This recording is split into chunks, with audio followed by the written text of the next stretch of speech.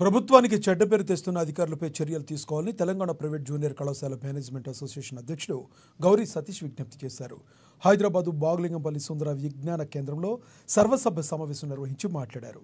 ప్రభుత్వం ఇటీవల విడుదల చేసిన జీవో MS నెంబర్ 4కు తెలంగాణ ప్రైవేట్ జూనియర్ కళాశాల సంఘం సీఎం రేవంత్ రెడ్డికి హృదయపూర్వక ధన్యవాదాలు తెలుపుతుందని వెల్లడించారు. ఎవరైతే వ్యవస్థను నాశనం చేయాలని, ప్రభుత్వానికి చెడ్డ పేరు తీసుకురావాలని, ప్రభుత్వంపై యాజమాన్యాలు పోరాటం చేయాలని ఉసుగొలుపుతున్నారో వారిపై చర్యలు తీసుకోవాలని ప్రభుత్వాన్ని కోరారు.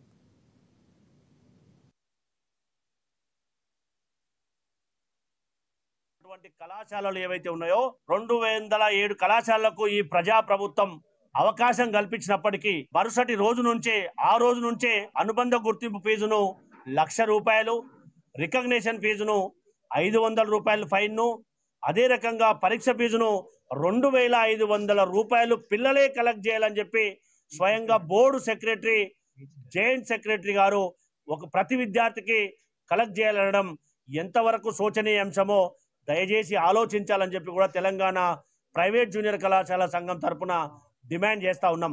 మరి ₹2,500 ఒక్కొక్క విద్యార్థి తరపున కలెక్ట్ చేయాలని చెప్పి చేస్తే బోర్డ్ ఆఫ్ ఇంటర్మీడియట్ సెక్రటరీ గారికి ఎంత ధనదాహం ఉందో ఒక్కసారి ప్రభుత్వ పెద్దలు ఆలోచన చేయాలి.